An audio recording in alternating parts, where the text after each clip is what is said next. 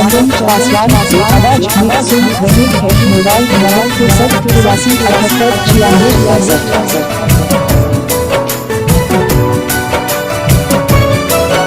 हमार जान सुनर बाड़ी चान से,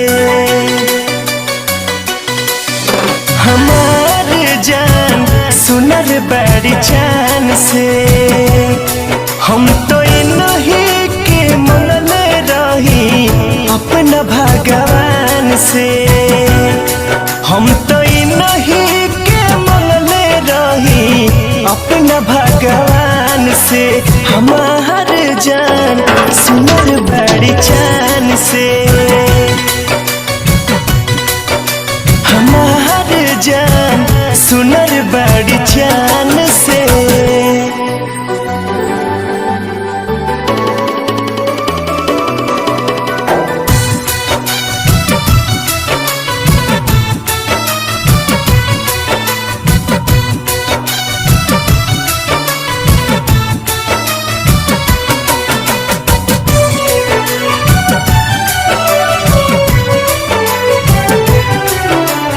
बिंदिया जब लगावेली निंदिया मोर उड़ावेली, चैन वैन सब खो जाला पायल जब छनकावेली।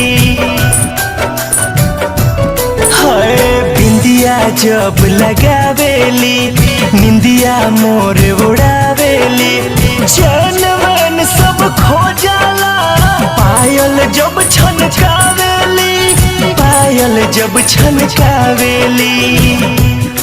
दिल लूट जाला उनका एगो मीठ मुस्कान पे। हमार जान सुनर बड़ी चान से, हमार जान सुनर बड़ी चान से।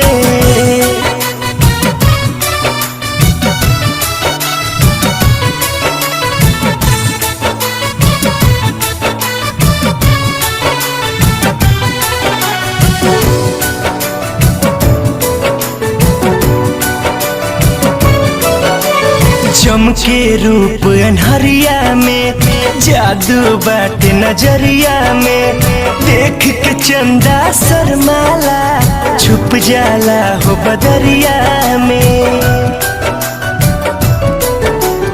चमके रूप अनहरिया में, जादू बाटे नजरिया में, देख के चंदा शर्माला छुप जाला हो बदरिया में, छुप जाला हो बदरिया में। सोनी पंकज यही से बतिया कहेला शान से, हमार जान सुनर बड़ी चान से, हमार जान सुनर बड़ी चान से।